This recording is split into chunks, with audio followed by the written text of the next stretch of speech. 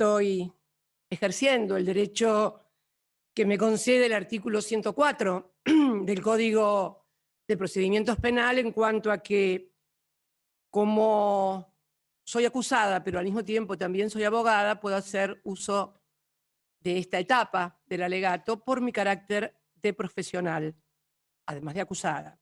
Quiero hacer esta aclaración porque no puedo dejar de recordar que me fue negado el derecho a ejercer la defensa oportunamente cuando hubo una improcedente y arbitraria ampliación de los alegatos del fiscal sobre prueba que no había sido merituada y con acusaciones que no habían existido. Por lo tanto, cabe aclarar que esta declaración que voy a hacer ahora no es una graciosa concesión del tribunal, sino que me asiste el 104 del Código de Procedimientos. Con lo cual, si no hubiera tenido la suerte de ser abogada, hubiera estado en estado de indefensión frente al alegato del fiscal. Bien, hecha esta pequeña aclaración, quiero en primer lugar felicitar al doctor Beraldi y al doctor Ari Chernovoy por el ejercicio profesional de la defensa que desplegaron de una manera tan profesional, pero fundamentalmente tan clara en cuanto a escuchar el alegato del fiscal, a pasar a los hechos y a la valoración de la prueba y, por último, aplicar el derecho, en donde se desmontaron las increíbles mentiras que desarrollaron los fiscales Mola y Luciani, y además de todo eso también, y quiero decirlo y recalcarlo, quedaron a la luz del día las arbitrariedades que se han cometido en este juicio. La verdad que yo seguí en las jornadas del día lunes y martes, en vivo y en directo, las intervenciones de ambos profesionales, y por un momento tuve la sensación de estar viendo como esas películas a las que estamos acostumbrados, donde hay juicios por jurados en Estados Unidos y entonces hay un juez que conduce el proceso y los abogados intervienen, van con las pruebas y finalmente demuestran y encuentran la verdad.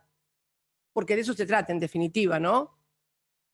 Un juicio y el rol de los jueces y de los fiscales, encontrar la verdad. Y la verdad es que este es todo esto que tengo aquí en mis manos es el desarrollo que hicieron los doctores Beraldi y Chernovoy con las pruebas, con las intervenciones de los testigos, con la exhibición de las pruebas documentales, de las periciales. Escuchamos también a los peritos y la verdad que no se puede creer cómo se ha llevado este juicio adelante y por qué se ha llevado este juicio adelante. Y en este sentido yo quiero hacer un formal pedido ante este tribunal para que al finalizar las audiencias se extraiga testimonio de todos y cada una de las mentiras de los fiscales contrastadas con la prueba documental, pericial y testimonial que tuvo este juicio. Ejemplo. Voy a dar 2 o 3 ejemplos de lo que estoy hablando y de que todos escuchamos y pudimos ver, además. De la confrontación de lo que decía el fiscal con la confrontación con los hechos, con la prueba obrante en el expediente, porque las pruebas tienen que estar en el expediente, reitero. Y finalmente confrontado esto con el derecho. Y quiero remarcar, por ejemplo, algunos ejemplos para que se entienda.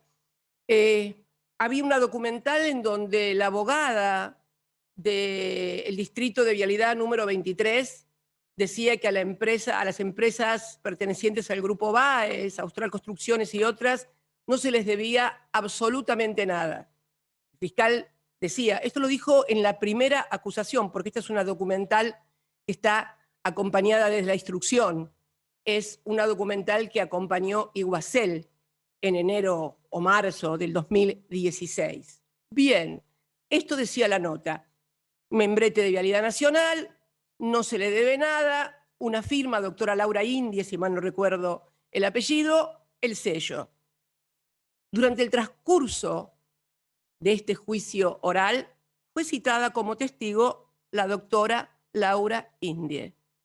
Cuando se le exhibió el documento, dijo que en realidad ella no había corroborado nada, que no podía decir eso porque en el momento, cuando llegó Iguacel en un patrullero de la policía allá por el 2016, se habían asustado tantos que firmó lo que le pusieron adelante sin corroborar nada.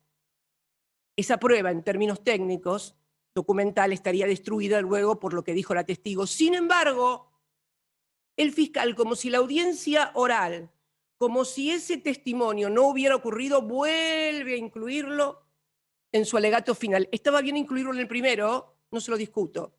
Jamás pudo haberlo incluido en su alegato final de acusación. Esa es una. La otra, la de mi presunta reunión. Yo no sé qué problema tienen los jueces en Comodoro Pi y los fiscales con mis reuniones, porque, y permítame la digresión, ¿no? Tuve que soportar 25 tapas de diarios, mis secretarios ir a declarar a Comodoro Pi porque decían que yo había mantenido una reunión con el doctor Casanello, que tenía una causa determinada, no importa cuál. Bueno, luego de años de esto, se comprobó que los testigos eran falsos, falso testimonio. Bueno, nunca tuve una reunión con el doctor Casanello. Bueno, que a la luz de las reuniones que se conocieron después con otro presidente de la Nación y con camaristas de casación, con jueces, en este mismo tribunal, fiscales y jueces juegan en la quinta del presidente Macri y a nadie parece extrañarle. Sin embargo, parece que era muy delictivo que Cristina Fernández de Kirchner se entrevistara con el doctor Casanello en Olivos. No fue, la entrevista no existió, es mentira. La única vez, y lo conocía el doctor Casanello, cuando la Cámara Federal de Instrucción lo obligó a tomarme declaración indagatoria sin que hubiera un solo indicio ni una sola prueba contra mí, y lo obligaron, caso también inédito. Yo no sé, pero el derecho penal de autor en la Argentina tiene nombre y apellido. Se llama Cristina Fernández de Kirchner, evidentemente. Sigamos. El ejemplo, me hablaba de otro ejemplo, el ejemplo de mi reunión, de la reunión que también, como aclaró muy correctamente el doctor Beraldi, tampoco hubiera constituido un delito, pero el fiscal la puso como un presupuesto fáctico y absolutamente probatorio de un plan limpien todo y no sé qué otras cosas más. Todo mentira. Ese día estaba en un acto, unos actos finales de nuestro gobierno donde inauguramos la planta de uranio enriquecido de la Comisión Nacional de Energía Atómica en Bariloche, provincia de Río Negro.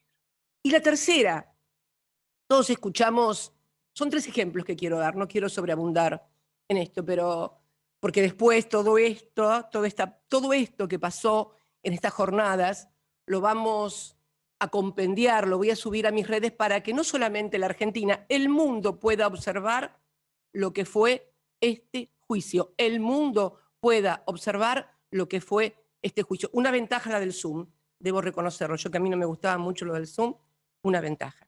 Bien, tercer ejemplo.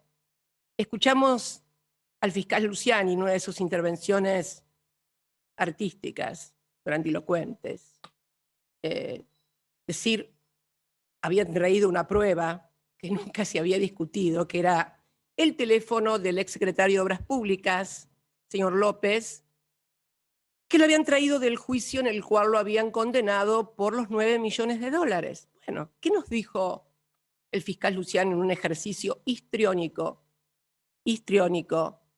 que había estado durante meses mirando las 9.000 fojas de llamadas del teléfono, que habían controlado 26.000 llamadas y que entonces habían encontrado las 4 llamadas que demostraban la familiaridad con que se manejaba el secretario de Obras Públicas y el señor Báez y...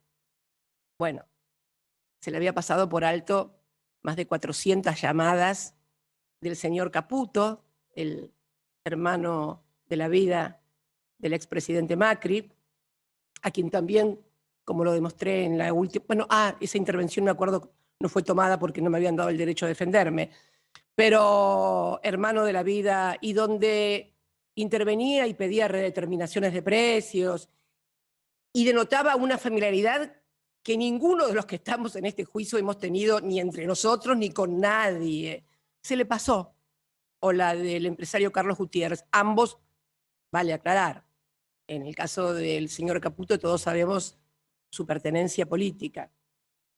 Es uno también de los visitantes asiduos en Los Abrojos, la misma quinta en la cual un señor juez integrante de este tribunal, el fiscal, juegan al fútbol.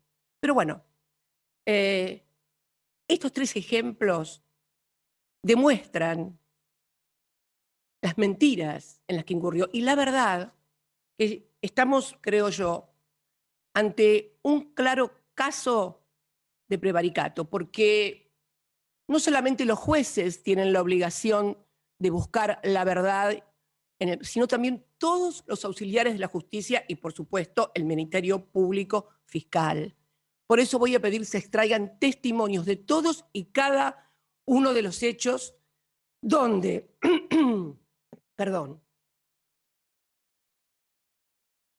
donde confrontados los dichos del fiscal con la prueba obrante en autos, sea pericial, testimonial o documental, queda demostrado que el fiscal Luciani y el fiscal Mola mintieron en el alegato final de acusación. Discúlpeme, estoy un poco...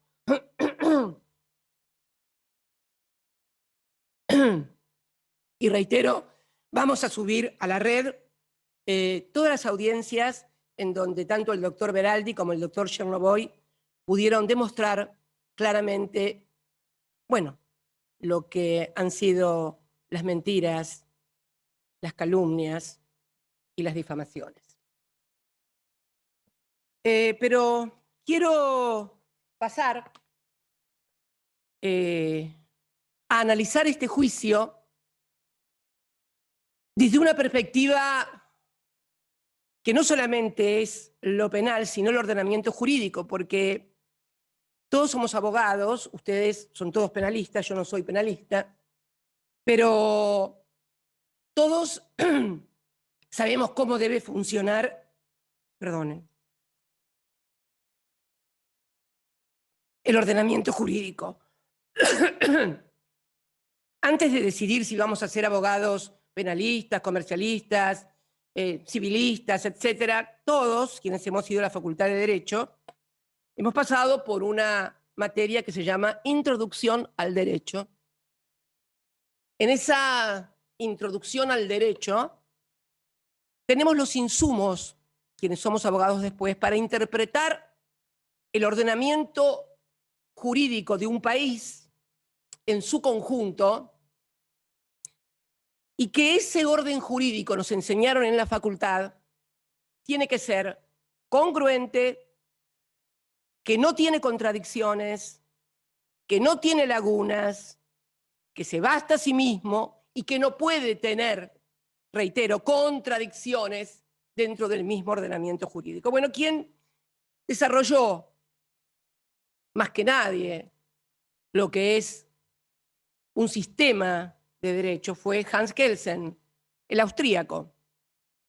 Hans Kelsen fue un jurista muy importante del siglo XX, luego emigró a los Estados Unidos cuando vino el nazismo porque era de origen judío y obviamente, y tenía razón, temía por lo que podía pasar. Hans Kelsen, en él abrevamos todos los estudiantes de derecho. ¿Por qué? Porque es el que nos da los insumos básicos para que un abogado pueda entender qué es el derecho, cómo funciona, qué es el ordenamiento jurídico, la interpretación de las leyes, los principios generales del derecho y la jerarquía de las normas.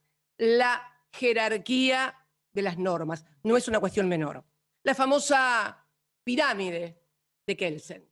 ¿Qué es la pirámide de Kelsen? Kelsen construye la idea del derecho positivo y dice que es una pirámide. En la cúspide de la pirámide está la Constitución. No hay nada más importante que la Constitución y los tratados internacionales de derechos humanos. Esta es la cúspide de la pirámide kelseniana.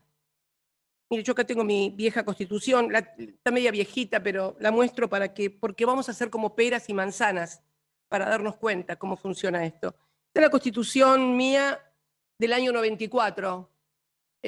Saben que yo fui constituyente en el 94, creo que el fiscal lo reseñó toda mi carrera política. Bueno, en la cúspide está esto. Nada puede entrar en contradicción con esto, que es lo máximo. Bien, vamos a ponerla acá, en la cúspide. Después vienen los códigos, que son las normativas, los códigos civil y comercial, por ejemplo. Este lo reunificamos durante mi segundo mandato. El Código Penal, vamos a ponerlo de este lado, porque este rige las relaciones privadas, comerciales, civiles, pero entre el mundo de los privados. Vamos a poner de este lado el Código Penal, que es un subsistema del derecho público argentino, y el derecho administrativo, que todavía no tiene código, una deuda que tenemos los distintos gobiernos con el mundo del derecho y de la codificación argentina. Debemos tener un código de procedimientos administrativos. Código Penal y procedimiento administrativo, ley 19.549 y concordantes, integran lo que denominamos el subsistema del derecho público en la República, dos subsistemas diferentes en la República Argentina. Bien, ¿a dónde vamos? La base. ¿Cuál es la base? Constitución en la punta, los códigos en el medio, y la base son las sentencias, los decretos, los reglamentos, lo que hacen los distintos órganos del Estado y que cimentan la base. Esas sentencias, esos decretos, no pueden ir en contra de los códigos. Y esos códigos no pueden ir en contra de la Constitución, porque la Constitución es la que derrama legalidad y legitimidad a todo el sistema. Y vuelvo a repetir, no puede ser contradictorio, no tiene lagunas, una cosa no puede ser lícita en un lado e ilícita en el otro. Bien. Hay principios, los principios del derecho y retroactividad de la ley están contenidos en los primeros artículos del Código Civil. Yo me voy a permitir leer dos nada más. Interpretación. ¿Cómo debe ser interpretada la ley? El Código Civil dice cómo debe ser interpretada la ley. La ley debe ser interpretada teniendo en cuenta sus palabras, sus finalidades, las leyes análogas, las disposiciones que surgen de los tratados sobre derechos humanos, los principios y los valores jurídicos de modo coherente con todo el ordenamiento. Repito esta última palabra. Todo debe ser hecho de modo coherente en todo el ordenamiento. Bien, y después hay otro principio que a mí me gusta mucho, que es el principio de inexcusabilidad, que es el del artículo 8, que establece que, bueno, que nadie puede ser excusado de cumplir la ley por alegar no conocerla. O sea, me gustaría yo creo que el único ámbito donde no se alega expresamente, pero sí se hace tácitamente y se desconocen las leyes, es precisamente en el Poder Judicial. Pero bien, este principio de inexcusabilidad que se le aplica a rajatabla a todos los ciudadanos, ningún ciudadano puede decir, no, yo no sabía eso, no lo cumplí. Bueno, esto tiene una excepción precisamente en donde no debiera tenerla. Y refleja también un poco el nivel de crisis sistémica en el que estamos. Esta es una interpretación sistémica. Esto es lo que estoy haciendo, ver cómo encaja este juicio en el sistema jurídico argentino y si es viable que este juicio encaje en el sistema jurídico argentino. Bien, hecho estas salvedades, vamos ahora a la acusación. ¿Y qué dice la acusación? La acusación dice que los 3 gobiernos constitucionales, a partir del 25 de mayo del 2003, el que encabezó quien fuera mi compañero, presidente Néstor Kirchner, a partir del 25 de mayo del 2003, el que encabecé a partir del 10 de diciembre del 2007, y el tercero, cuando fui reelecta en el 2011, a partir del 10 de diciembre del 2011 hasta el 2015, bueno, Luciani Mola, el Ministerio Público Fiscal, dice que fueron 3 asociaciones ilícitas y marca el inicio de la primera el 25 de mayo del 2003, que finaliza el 10 de diciembre del 2015. Uno podría decir, 3 gobiernos constitucionales, nunca hubo, digamos, porque el hecho también es lógica, ¿no? Nunca hubo en la vida política argentina, sobre todo a partir de la ley Sáenz Peña, ningún gobierno, ninguna fuerza política que tuviera 3 periodos consecutivos de gobierno. Solamente nosotros fuimos reelegidos en 2 oportunidades más, 2007, la misma fuerza política. Sin embargo, dice que esto, ¿y para qué se hizo esta asociación ilícita? Dice la Fiscalía. Bueno, esta asociación ilícita la pergeniaron para hacer 51 contratos viales en la provincia de Santa Cruz, pero no contratos viales del orden nacional con una empresa X. No. Lo hicieron a través de interpósita persona. ¿Quién es la interpósita persona? Una provincia.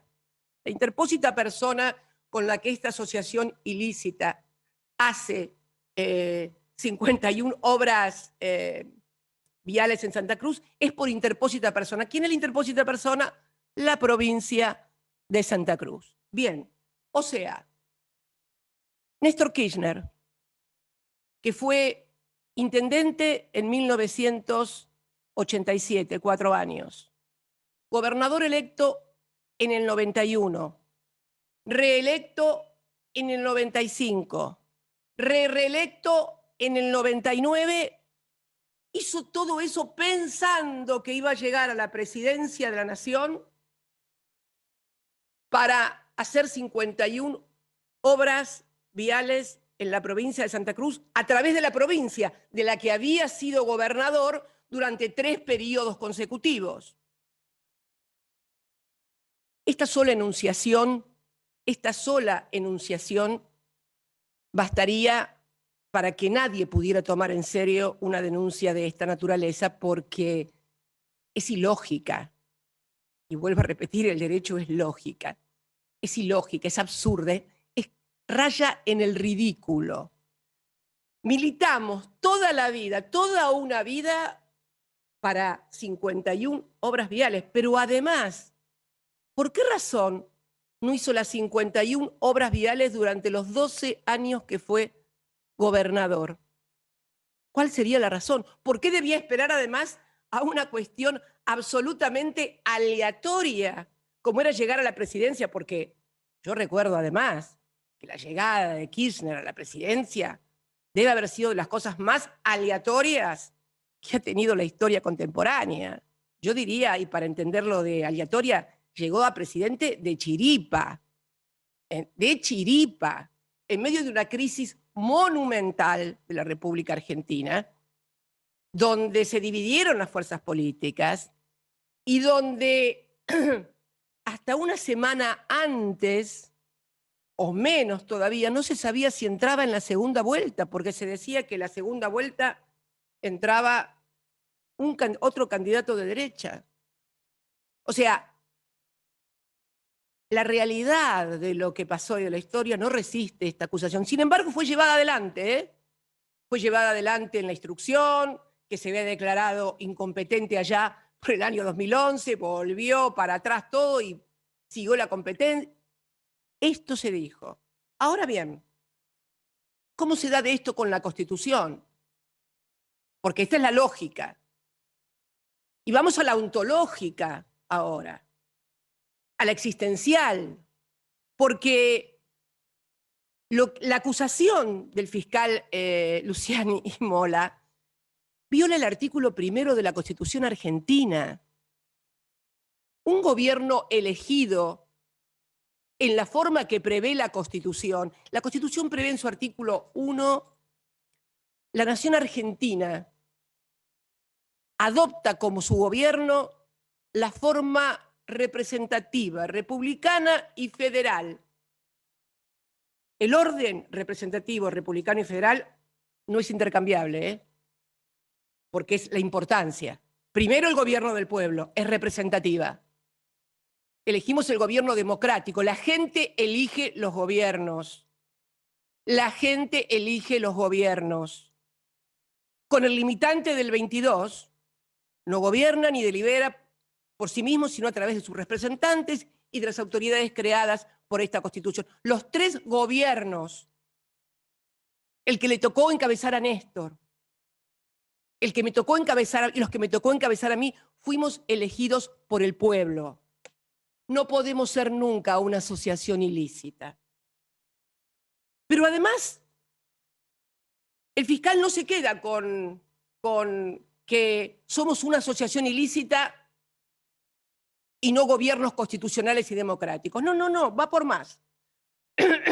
Y dice, como no le alcanza con violar una parte con la representación popular, lo que es la representación popular, no le alcanza, va por más. Y dice, no existe, quiero leer, no existe un fundamento jurídico serio que les impida a los jueces llevar a cabo una revisión de los actos políticos de los restantes poderes del Estado.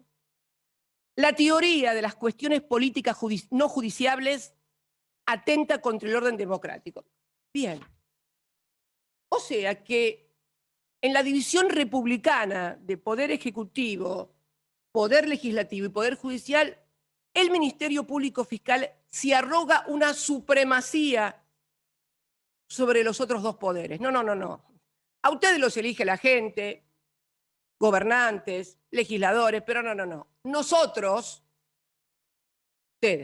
ustedes, Gorini, Jiménez Uriburu, Basso, Luciani, todos ustedes son más que la representación que tenemos nosotros. Son mucho más ustedes que nosotros. Porque ustedes pueden juzgar absolutamente todos los actos. Hasta los que la Corte dice, no esta Corte, sino otra, qué sé yo, el tema de lo que se denomina los actos de reserva del poder político, que no pueden ser juzgados ni por mérito, ni por oportunidad, ni por conveniencia. El fiscal arrasa con eso y dice, no, no, no, no, no. Nuestra supremacía es total. Nosotros podemos juzgar todo, hasta lo que es zona de reserva, hasta lo que es actos de oportunidad, mérito y conveniencia, también lo podemos evaluar y juzgar. Bien. Va de suyo que esto no es así, pero esto es lo que se afirmó en este juicio. Y diríamos, entonces, ¿qué quiere decir alguien que esté escuchando y que no conoce mucho de derecho, ni constituciones, ni leyes? Ah, pero entonces, bajo la forma de un acto administrativo o político, por mérito, oportunidad y conveniencia, nadie puede ser ningún presidente puede ser juzgado. Sí, sí, porque como dijimos, no hay lagunas en el derecho. Y el sistema es congruente. Sí, hay un sistema, el del juicio político, artículo 53 de la propia Constitución, cuando establece que tanto el presidente, el vicepresidente, el jefe de gabinete, los ministros y los miembros de la Corte pueden ser juzgados, acusados por la Cámara de Diputados y juzgados por el Senado de la Nación. Claro que hay un instrumento, el juicio político, porque se trata de decisiones políticas. Y supongamos, porque alguien se debe estar preguntando, bueno, sí, pero los partidarios no lo van a juzgar si es un mal gobierno. Las causales que establece la Constitución es mal desempeño en sus funciones, comisión de delitos y otros crímenes, no es cualquier cosa. Bueno, pero dirán, claro, nunca reúnen las mayorías. Bueno, si hay gente que... El otro juicio, el del pueblo cuando no te votan. Vamos a la tercera violación del artículo 1 por parte del Ministerio Público Fiscal. Dijimos representativo, republicano y federal. Estas obras, estas 51 contratos, son contratos donde se licitó y se hizo todo en la provincia de Santa Cruz, con leyes de presupuestos de Santa Cruz, con los organismos de control de la provincia de Santa Cruz, con un gobernador, con ministros, con tribunales de cuentas. Fueron hechos como ha sucedido en todas las provincias argentinas. Porque yo quiero decir algo que el fiscal decía permanentemente, hicieron convenios. En el año 58 se dictó el decreto ley, había gobiernos de facto, no estaba el Parlamento abierto, se dictó el decreto ley 504/58, que es nada menos ni nada más que la ley orgánica de la Dirección Nacional de Vialidad. Mire, año 58, yo tenía 5 años, todavía no había empezado la primaria. Y en el artículo 37 de ese decreto ley se establecía que la Dirección Nacional de Vialidad, que era un ente autárquico, administración descentralizada, no vinculada jerárquicamente al Poder Ejecutivo, podía hacer con las administraciones de vialidad provincial construir obras viales, mantener obras viales, en fin, lo que se viene haciendo desde el año 58. Reitero, tenía 5 años. Sin embargo, la Fiscalía lo presentaba como algo, casi un instrumento del delito. Bien. Entonces, está claro que eran actos administrativos que tenían lugar en la provincia de Santa Cruz, que por si todo fuera poco también, cuando se le remitieron a la provincia de Santa Cruz las actuaciones, cuando Ercolini, el elogiado juez del Ministerio Público Fiscal, remitió 49 de estos 51 contratos a Santa Cruz para que fueran juzgados por la justicia de Santa Cruz, fueron juzgados por la justicia de Santa Cruz y fueron sobreseídos. Sin embargo, estamos de vuelta acá con ellos. Y la verdad que está violando también la cláusula federal, porque las provincias no han delegado el poder en la nación, artículos 121 y 122, y seguimos con la congruencia del sistema de la Constitución Nacional, que les garantiza la autonomía y el ejercicio de sus instituciones y de las autoridades por ellas electas, a cambio que se cumplan los requisitos que establece el artículo 5, que son instrucción primaria, asegurar el régimen de municipalidades y el régimen de justicia, si mal no recuerdo. Así estamos, o sea, esta asociación ilícita no tiene ni pies ni cabeza, pero fundamentalmente es profundamente inconstitucional, profundamente antirrepublicana y profundamente antifederal. Bien, pero supongamos, porque miren a lo que conduce cuando se viola la congruencia y el orden jurídico del sistema. Supongamos que el Código Penal, este que tengo acá, atrapó a 3 gobiernos constitucionales y dice que los 3 gobiernos constitucionales son asociaciones ilícitas. Y entonces, ¿qué pasa con todo lo acontecido durante 15 años o 12 años en la República Argentina? Porque si aplicamos el derecho penal lo tenemos que aplicar completo. Completo, ¿no? Esto es como nadie puede estar embarazado o medio embarazada. O está embarazada o no está embarazada. Bueno, si esto es capturado por el derecho penal argentino, quiere decir que todos los actos de la asociación ilícita son ilegítimos por la aplicación de la teoría, principio del derecho penal, los frutos del árbol envenenado. Es más, llegaríamos al ridículo que el fiscal Luciani no podría estar en esta causa porque no es fiscal, se lo firmé yo, la jefa de la asociación ilícita. ¿Se da cuenta ¿Se dan cuenta todos y todas a dónde vamos cuando agarramos de los pelos y retorcemos códigos, leyes y borramos con el codo lo que escribimos con la mano y viceversa? Al desastre que hoy en cierta manera también tenemos en la República Argentina y en el ámbito del sector judicial. Esto es. Pero bien, veamos ahora la segunda parte de la Constitución, porque entonces cualquiera que esté escuchando podría pensar, bueno, pero entonces un presidente, alguien que es presidente por este artículo de la Constitución no puede ser nunca. No, sí, hay responsabilidades. Sí, ¿cómo que no? ¿Cómo que no? Claro que hay que responsabilidades. Vamos a la segunda parte de la Constitución. Vamos a la parte funcional, donde se establecen las facultades, las atribuciones del Congreso. En el 75, las del presidente en el año 99 y las del jefe de gabinete en el 100 a partir de la reforma del 94, que modifica la competencia presidencial. Acá tenemos que empezar a hablar de competencias. Esto es un término muy importante. ¿Por qué es muy importante? Porque en el marco de las relaciones privadas, por ejemplo, Código Civil y Comercial, el mundo de lo privado, en el mundo de lo privado, todo lo que no está prohibido, la regla es, todo lo que no está prohibido está permitido. En el mundo de lo público, y especialmente de lo administrativo, que es el que rige las competencias y reglamenta las competencias establecidas en la Constitución, es a la inversa. La regla es incompetencia, o sea, salvo que vos tengas la competencia determinada en forma expresa. Acá no hay competencias tácitas. En materia de derecho administrativo las competencias no son tácitas, son rigurosas, expresas y tienen que estar escritas.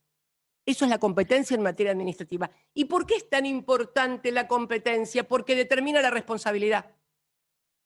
¿Qué es la competencia? Es el conjunto de atribuciones, de facultades, de obligaciones que tienen los distintos organismos que establece la Constitución y que van desde el Poder Legislativo hasta la Auditoría General de la Nación, pasando por el Ministerio Público Fiscal, etc., y el presidente, por supuesto, y jefe de gabinete. O sea, uno es responsable por las competencias que tiene y tiene obligaciones respecto de la competencia. No hay competencias por omisión, no existen. Es más, hay una intervención interesante de Lavagna, de quien fuera ministro, en este juicio, de quien fuera ministro de Economía del gobierno del presidente Kirchner, que fue citado a declarar también. Me gustaría que todos repasaran un poco, porque yo creo que cuando llaman a declarar a tanta gente deberían escuchar lo que la gente dice y recordar lo que la gente dice porque, bueno, me parece que eso ayuda.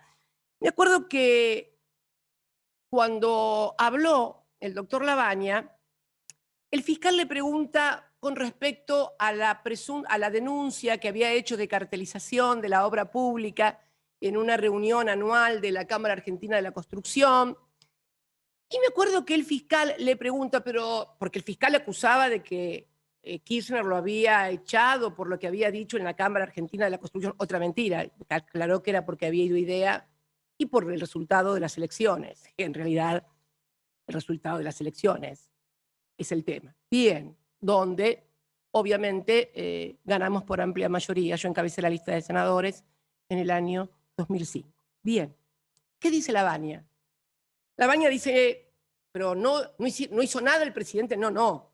Habla de la defensa de la competencia, que es un organismo que está en el Ministerio de Economía, es el órgano de defensa de la competencia donde se presentan todas las cuestiones de posiciones dominantes, de cartelización, y el fiscal, se ve que Derecho Administrativo no fue una materia que le haya ido demasiado bien en la facultad, me parece, porque, no sé, me da la impresión de que no anduvo medio flojo en materia de Derecho Administrativo.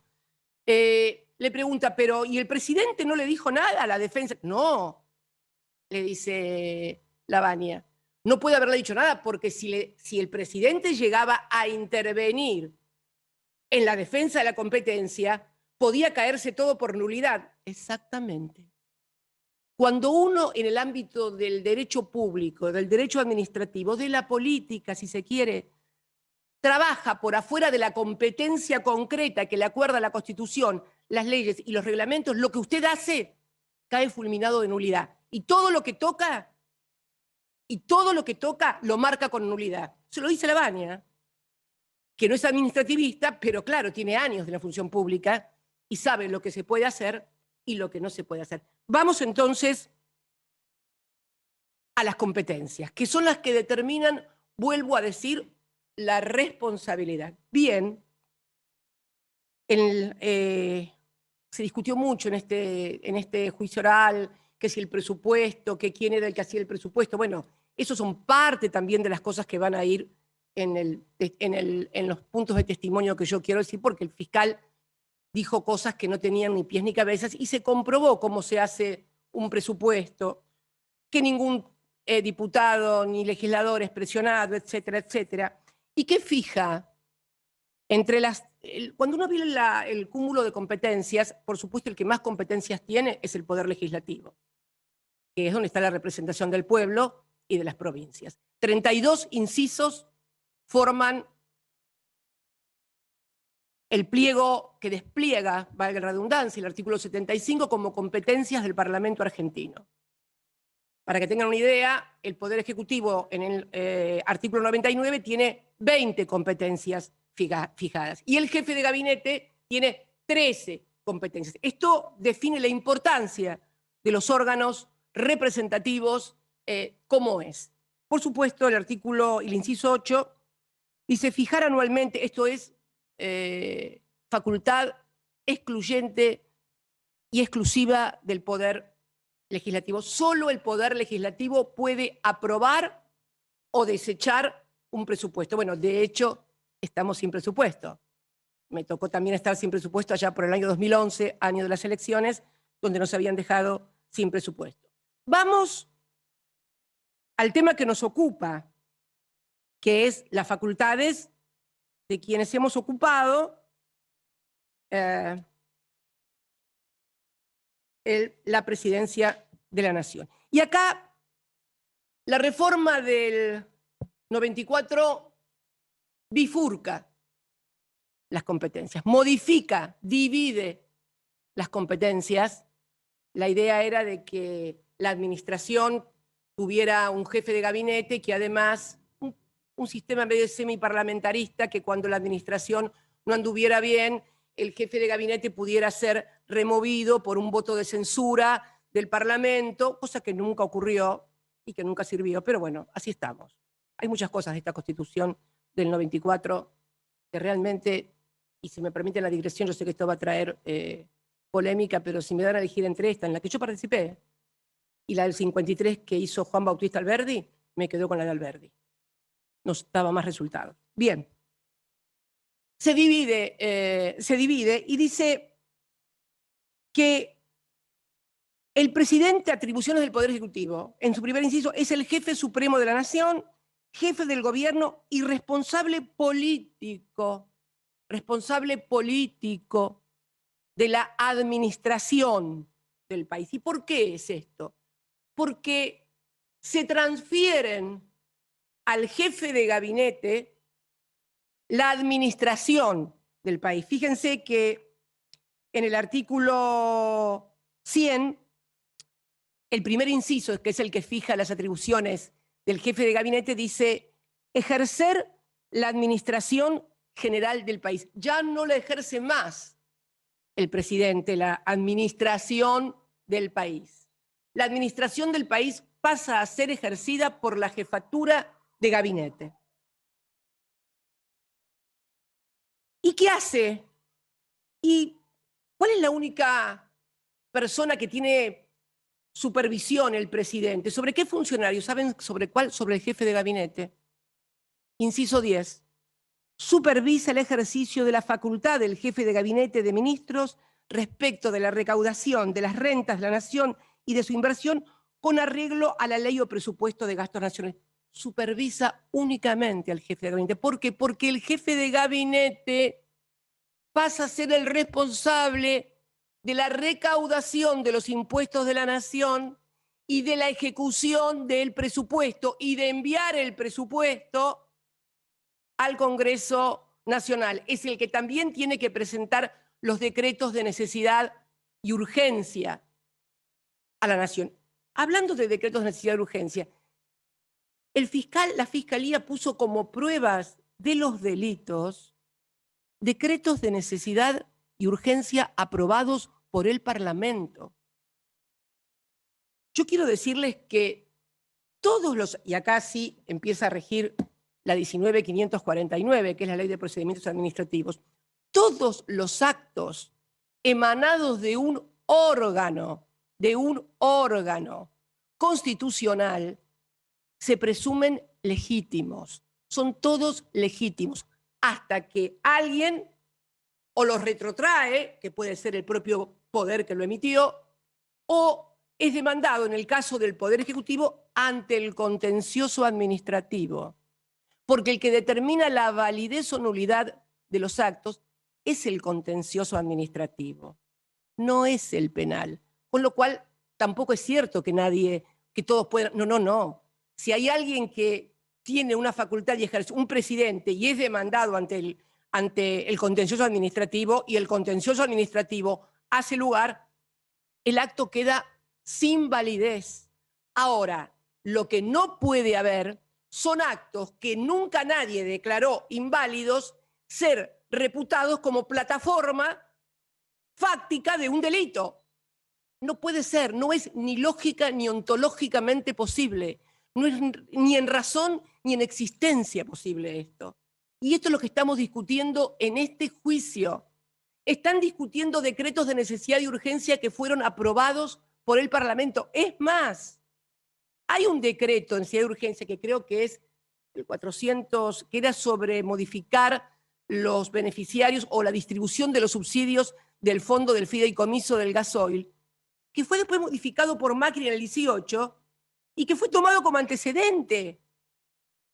O sea, esto estamos discutiendo acá. Por eso digo que este juicio no tiene andamiaje constitucional, es un disparate lo que estamos discutiendo aquí. ¿Qué quiero decir con actos administrativos? Los actos administrativos se presumen legítimos. Nadie declaró inválido ninguna licitación, que no lo podrían haber declarado inválido porque eran licitaciones efectuadas en la provincia de Santa Cruz por aquello que dijimos del federalismo. Han traído de los pelos a un juicio, porque a la que tenían que traer de los pelos al juicio era a mí. Y para traerme de los pelos a mí, a este juicio, trajeron de los pelos a la Constitución, al Código Penal, al Código Civil, a la Ley de Procedimiento Administrativo, a la jurisprudencia, a la lógica, a todo. Yo quiero que se entienda esto, porque realmente es un disparate. Esto no ayuda, esto complica a un país, lo torna poco serio, lo torna casi al borde del ridículo. Todo esto va a estar en la plataforma donde vamos a explicar todo esto que ha pasado. Pero veamos, ¿siempre actuó así la justicia en este país con respecto a un presidente? No. ¿Siempre actuó la justicia con respecto a un presidente como se está actuando respecto a mí? No. Vamos a ir a un ejemplo muy cercano. Y vinculado, yo creo que vinculado con la llegada de Néstor Kirchner al gobierno. Yo estoy absoluta, esto es una evaluación de carácter estrictamente político, entiéndase, que él compartía conmigo y que muchos de nuestros compañeros comparten. Yo creo que el análisis en general.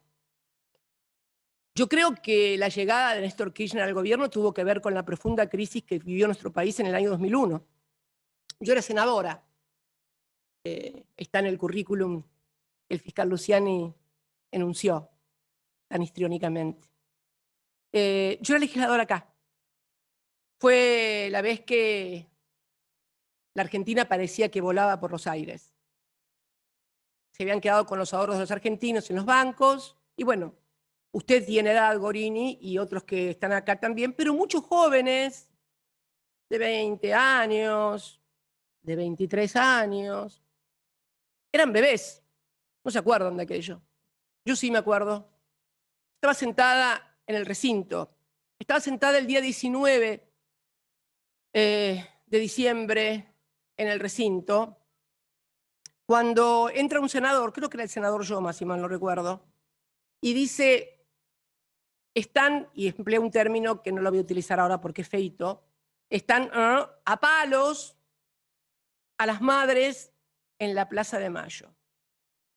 De la Rúa era presidente, hubo una gran conmoción, la gente estaba en la calle, y el día 19, a la noche, a las 22 horas, ingresa acá al Senado, esta es una copia, el dictado del decreto 1678 del 19 de diciembre del 2001, firma de la Rúa, decreto mensaje 1679, Cristian Gabriel Colombo, jefe de gabinete, recordamos todas las figuras, ¿no? Las responsabilidades, etcétera, etcétera, etcétera.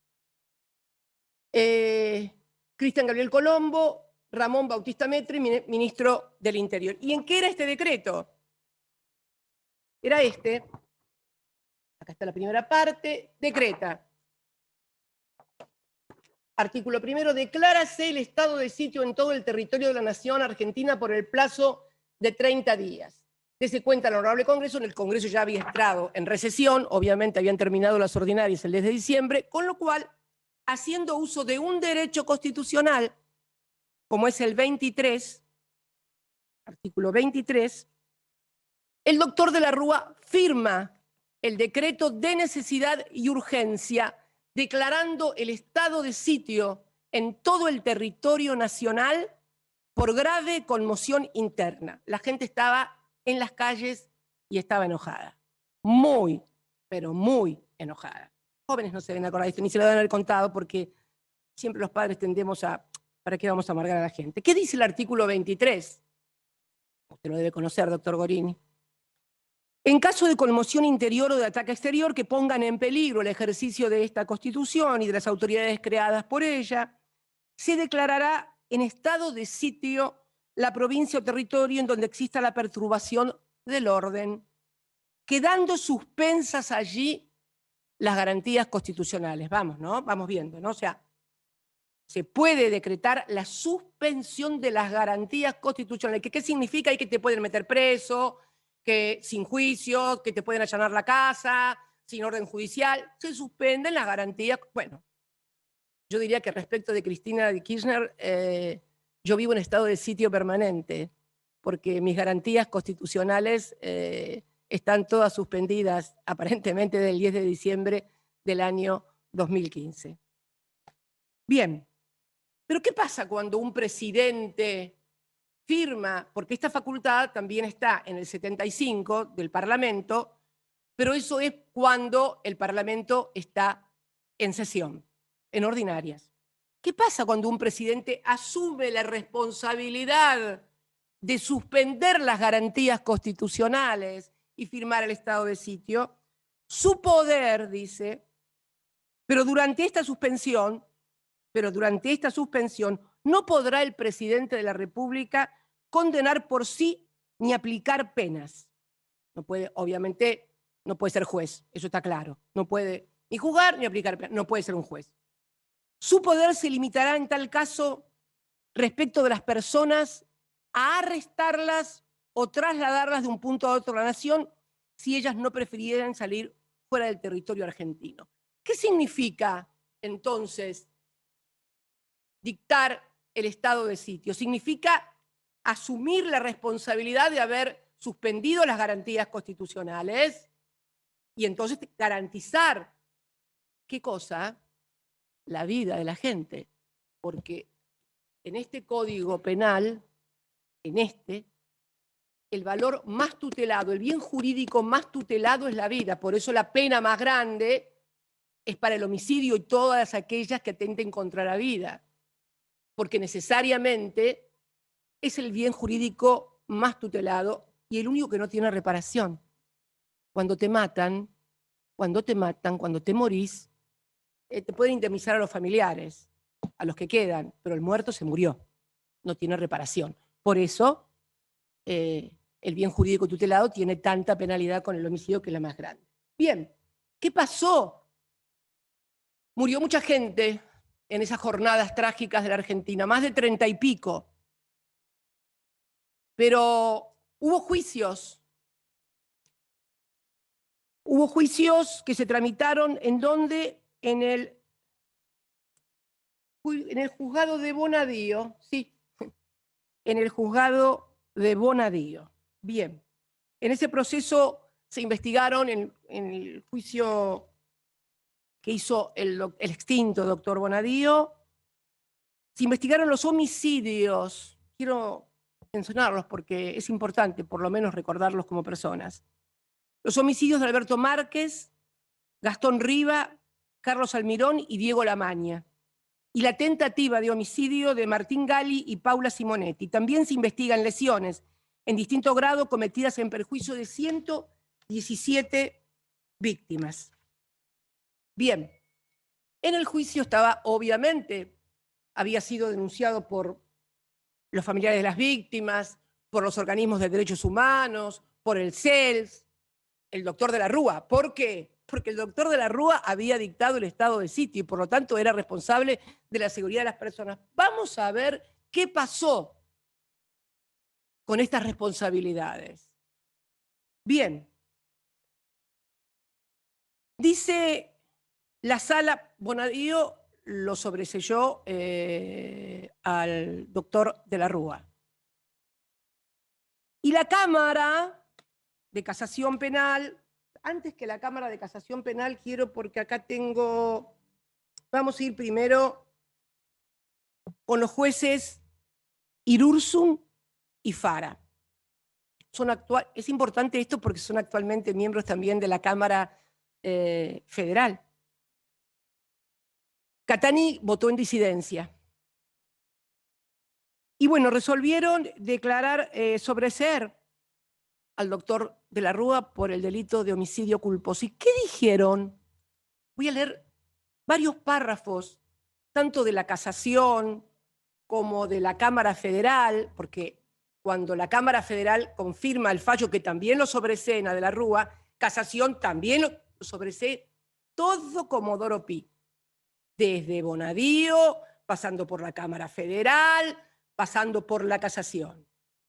5 muertos. Bien, ¿qué decían algunas cosas? Miren, normativamente, no existía en cabeza del expresidente una posición de garante con relación a la forma imprudente en que se coordinó el operativo de seguridad montado el 20 de diciembre del 2001. Que las pruebas de la causa permiten descartar que haya ordenado a sus subalternos reprimir las manifestaciones aquel día y con ello que tuviera el deber originado en su conducta precedentemente de hacer cesar los eventos. ¿No escuchaban los tiros en la Casa de Gobierno? ¿No miraban lo que pasaba por la televisión? Pero hay otro párrafo de ustedes, los jueces de Comodoro Pi, todavía más brutales. También establecieron, fíjense, también establecieron que el artículo 99, inciso primero de la Constitución Nacional, establece que el presidente, fíjense lo que dije yo, es el responsable político de la administración general del país. Sin embargo, su ejercicio corresponde en primer lugar al jefe de gabinete y luego al resto de los ministros y secretarios. Bien, no termina ahí todavía. Fíjense lo que dice, esto lo dice la casación. Se ha sostenido que no resulta prudente, la casación, no resulta prudente extender indefinidamente la cadena de responsabilidades, avanzando sin limitación de ninguna naturaleza en las estructuras jerárquicas y de esta forma incorporando al elenco de imputados a todo aquel que en alguna forma u otra hubiera contado con facultades para influir en el esquema de toma de decisiones. Concluir de una manera contraria, insistimos, importaría apartarse del principio de responsabilidad por el hecho que necesariamente debe primar en el Estado democrático de derecho, incurriéndose así en un supuesto de responsabilidad objetiva ajena al derecho penal liberal. Pero mirá qué bien. Pero mira qué bien. Cuando se trata de que no es peronista, el derecho penal es liberal, todas las garantías constitucionales, pero vamos a otra parte de la sentencia.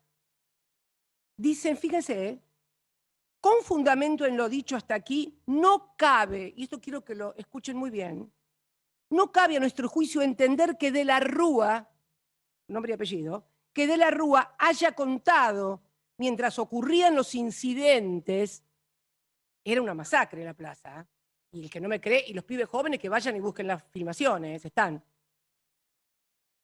Entender que de la Rúa haya contado mientras ocurrían los incidentes con datos certeros y directos sobre un peligro surgido como consecuencia del comportamiento descuidado de todos y cada uno de los funcionarios que estaban por debajo suyo en la cadena jerárquica y tenían obligaciones específicas en la materia. No tenía datos certeros. Los canales de televisión estaban en vivo transmitiendo la represión y lo que pasaba. Pero además, esto sucedía en la Plaza de Mayo.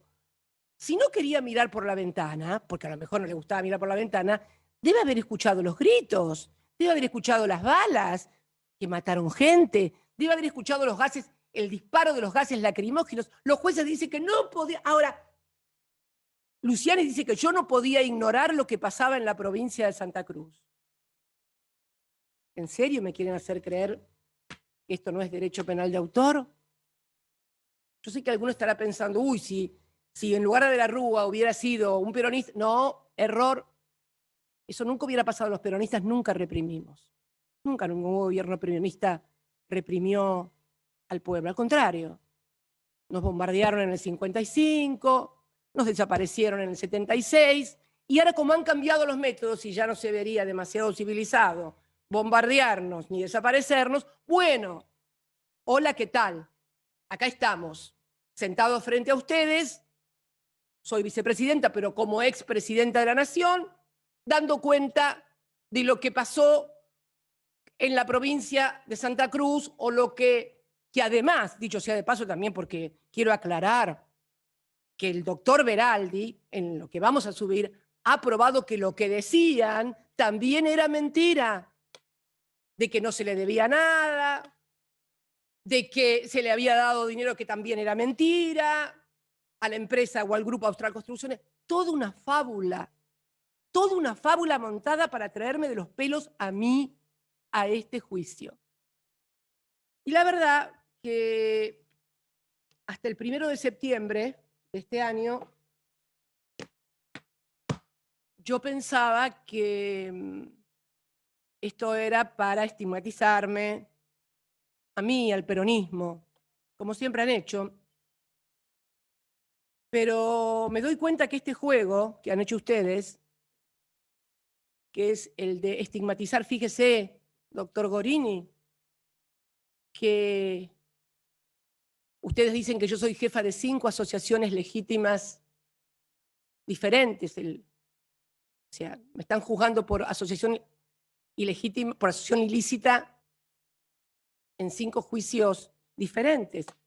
Dijeron además que yo había hecho un memorándum con Irán para ocultar o para encubrir a los autores del atentado de la AMIA. Yo siempre pienso, un pibe, una piba, qué sé yo, pibe judío, una piba judía que escucha que la presidenta de su país hizo un acuerdo con Irán para encubrir el atentado. Ese pibe de 20 años, de 22 años, ¿qué sabe que yo en el año 90, en los años 90, fui la única legisladora de este bendito país que, como integrante de la Comisión de Seguimiento de la Investigación de los Atentados de la Embajada y de la AMIA, denuncié lo que era un juicio amañado de encubrimiento, que finalmente los que encubrían no estaban ahí en Comodoro Pi también? ¿Se acuerda de su colega, el doctor Galeano? Se acordará el Ministerio Público Fiscal y sus 2 colegas, Barbache y Mullen. Y resulta que fui la única que no firmaba, que no suscribía las mentiras que se escribían en los informes, que además fueron, sí, ahí guiados y engañados, ahí sí que los legisladores fueron engañados. Más allá de que yo discutía mucho con ellos, pero la verdad es que le creían a Galeano. Bueno, le creían a Galeano, esta es la verdad. No cometieron ningún delito, le creían a Galeano. Y le creían a la policía. Bueno, la única que no les creía, que denunció, que firmó, que dijo que era un blef, bueno, a esa, cuando llegó a presidenta, que lo único que quería era poder castigar y que por lo tanto se le tomara declaración a los imputados y que la única forma de hacerlo era con un memorándum porque no son extraditables, su país no lo permite, como otros países, como Brasil, por ejemplo, que no permite la extradición de sus ciudadanos para juicios penales. Soy yo la encubridora de la... Esto lo armaron ustedes también en Comodoro Pi, Bonadío. Todavía anda por ahí el juicio oral, si lo van a hacer, no lo van a hacer, qué sé yo qué van a hacer. ¿Qué es lo que piensan hacer? ¿Saben por qué le digo? Porque yo hasta el 1 de septiembre, reitero, creía, bueno, que era esto, ¿no? Estigmatizarme, proscribirme, denigrarme, difamarme, calumniarme, pero a partir del 1 de septiembre me di cuenta que puede haber otra cosa más atrás de todo esto. Porque de repente es como que desde el ámbito judicial se da licencia social para que cualquiera pueda pensar y hacer cualquier cosa. Y yo no puedo olvidar que este año, este mismo despacho en el que estoy sentada ahora, y en este mismo lugar donde estoy sentada ahora y que estaba comiendo con el diputado Kirchner, el senador Parrilli y la senadora Anabel Frances, fue destruido literalmente durante más de 40 minutos de apedreada sin que nadie, ninguna fuerza de seguridad de la República Argentina, ninguna, ni las locales ni las nacionales, impidieran que mi despacho fuera destrozado. Hay una causa en la misma jueza y creo que el mismo fiscal, que ahora tienen a los que intentaron matarme disparando a 15 centímetros de mi cara una pistola. Y unos días después, más tarde, previo a las jornadas de la memoria, el 24 de marzo, aparecieron afiches en toda la ciudad con un cartel de asesina y mi rostro en una foto como las que siempre suelen poner. Son iguales que todas las que pone Clarín. Siempre aparezco fea, mala, enojada, horrible. Todo parte de una campaña. Y decía 35.000, porque claro, tenía que tener 5.000 más que los 30.000. Y asociada además a la vacuna y a la pandemia. El juez local, el juez nacional, que lo voy a mencionar, 5 meses tuvo la causa y se negó sistemáticamente a los pedidos del fiscal de la causa que pidió la indagatoria de las personas que había individualizado como que podían tener responsabilidad en el haber encargado los afiches y en el haberlos pegado. 5 meses y no hizo nada. Ahora se declaró incompetente, ni bien me presenté como querellante. Debo rescatar la labor del fiscal. La verdad que también sería injusto meter a todos o a todas en la misma bolsa. Hay gente, pero cada vez menos, o por lo menos cada vez se nota menos. Y la verdad que cuando el fiscal Luciani terminó su alegato tan histriónicamente ese día, con pantalla partida, eso no es responsabilidad de él, claro, ¿no? Pero con pantalla partida y la puerta de mi casa. Fíjese que la única puerta que se conoce en la República Argentina es la de Juncal y Uruguay. No sé cuántos presidentes, exministros, la única casa que se conoce es la de Juncal y Uruguay. Ahí mismito, donde me quisieron pegar el tiro. Ahí mismito. Ese día el fiscal terminaba su histriónico alegato y sabemos ahora por las noticias que aparecen todos los días en los medios de comunicación, con los mensajes que intercambiaban quienes forman parte de la banda, que de la banda de autores materiales, lo tengo clarísimo eso. Nadie puede pensar que esa banda planificó, ideó la autoría intelectual de lo que me hicieron. Pero la verdad, bueno, el intercambio de esos dos jóvenes, cuando terminó el fiscal Luciano, dijo, se les acabó la joda, ahora van a tener... Y esto quiero que se entienda, esto es crear un clima también, en el que se ha contribuido. Cuando hablaban de las 3 toneladas, no eran 3 toneladas de prueba, se vio en el juicio que no había 3 toneladas de prueba. Lo que sí hay en la vida de los argentinos, y especialmente en la mía, son 30 toneladas de tapas de Clarín, no 3 toneladas, 30 toneladas deben ser, de tapas de Clarín, de La Nación y de algunas otras revistas semanales, en donde se va creando y se va estigmatizando a una persona que no por casualidad tampoco es mujer, porque la verdad que también mi condición de mujer ayuda. Yo lo escuchaba, y si me permiten la digresión, el otro día lo escuchaba al doctor Beraldi enojarse mucho defendiendo a la perito Adriana Alperovich, porque la verdad que fue muy maltratada, le gritaba el fiscal y no sé por qué le gritaba. Yo le dije, mirá, lo felicité por la defensa que había hecho de ella y le digo, mira Alberto, ¿sabés por qué le gritaba así Luciani? Porque no se llamaba Adrián Alperovich. Porque si hubiera llamado Adrián en lugar de Adriana, seguramente se agarraban a las trompadas o lo agarraban a las trompadas en la puerta del juzgado. Esto es un tema, el de la mujer. Fíjese una cosa, y termino con la digresión. Desde el advenimiento de la democracia, todos los presidentes argentinos, salvo el ingeniero Macri, todos fueron abogados. Alfonsín abogado, Menem abogado, De la Rúa abogado, Rodríguez abogado, Duhalde abogado, Néstor abogado, Alberto abogado, Cristina abogada. ¿A quién fue el único que le hicieron denuncia de que no era abogada? A mí. 3 denuncias, hasta que finalmente el doctor Bonadío culminó con que sí era abogada porque se comprobó con el título que era abogada. Miren, así como vamos, vamos mal. La Argentina sí no sale con esta justicia, con este poder judicial, no de ninguna manera, y que terminen con eso de la impunidad. ¿De qué impunidad? ¿Yo impunidad? ¿Tengo 5 causas de asociación ilícita de impunidad? Si quieren mirar por impunidad, miren para otro lado.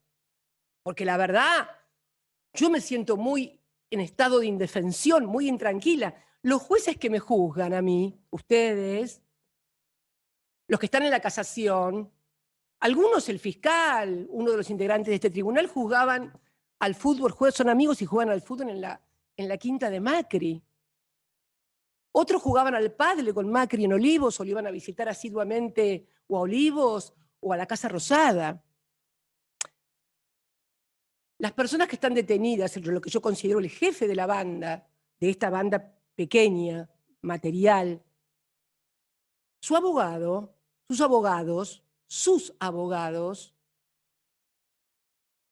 defensores, eran asesores de un senador de la Nación, alguien que se sienta a 20 o 30 metros mío.